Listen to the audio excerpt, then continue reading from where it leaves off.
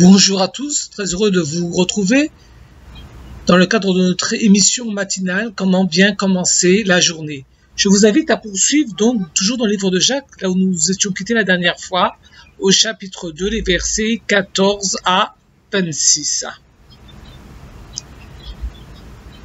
Ce qui est intéressant dans ce texte, c'est qu'il nous invite à avoir de la foi. Une foi qui doit agir, une foi qui doit être active. Il y a deux risques. C'est d'avoir une relation uniquement verticale avec Dieu et non une relation horizontale. Or, ce texte insiste sur l'importance d'avoir une relation aussi horizontale avec notre prochain. Notre foi ne doit pas être morte, elle doit être active, réaliste, vivifiante. La foi ne doit pas être une simple adhésion de simples mots, ça doit être une réalité vécue dans notre quotidien. Et cela est extrêmement important. Cela doit engendrer chez nous des actions importantes dans notre vie quotidienne. Ce qui est aussi remarquable dans notre texte, c'est que, à travers ça, nous mesurons que nous ne devons pas dire que nous sommes chrétiens uniquement en parole, mais à travers des actes concrets, particulièrement dans notre comportement, dans nos actions de tous les jours. Comment nous pouvons vivre avec nos collègues, avec nos amis, au travail, avec notre voisinage. Et l'exemple qui est donné ici est important, car la foi doit porter du fruit. Il nous a donné deux exemples. L'exemple d'Abraham, où Dieu invite Abraham à faire un pas de plus avec lui à travers la demande de son fils Isaac pour offrir un sacrifice. Cela semble inimaginable, mais Abraham va parce qu'il fait confiance à Dieu. Et lorsque son fils Isaac lui demande, mais je ne vois pas l'agneau, le Seigneur pourvoira. Dieu veut qu'on lui fasse confiance à tout moment de notre action. Pareil pour Rahab, cette femme était prostituée, elle était considérée comme une femme de mauvaise vie. En plus de cela, elle était effectivement quelqu'un qui habitait en marge de la ville en quelque sorte, puisqu'elle était à l'extrémité. Et plus encore, elle accepte, au-delà de tout cela, d'accueillir les espions. Mais elle sait et elle proclame que c'est le Dieu d'Israël en quelque sorte. Elle a la confiance que Dieu va pouvoir la délivrer, elle et sa famille.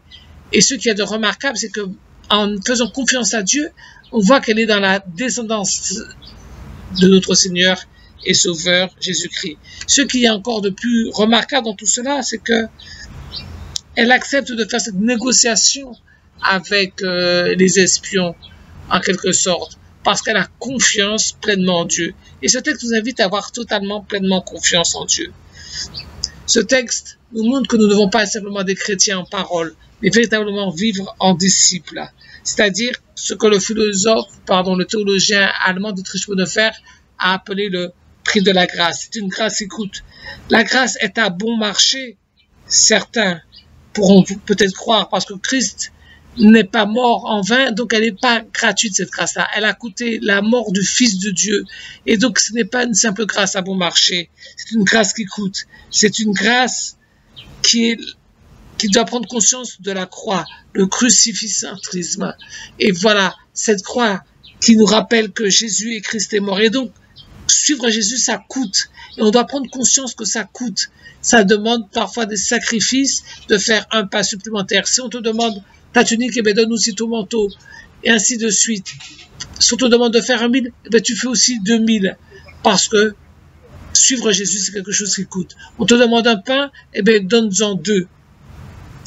La grâce qui coûte, c'est l'évangile qu'il faut toujours rechercher. Ce n'est pas un évangile gratuit, mais c'est un évangile qui prend conscience jour après jour, au-delà de notre salut, par grâce certes, qui doit avoir des œuvres concrètes dans notre vie quotidienne. L'un n'empêche pas l'autre. Le salut est par grâce, mais dans notre vie quotidienne, il y a les œuvres qui sont la conséquence de l'amour de Dieu pour nous.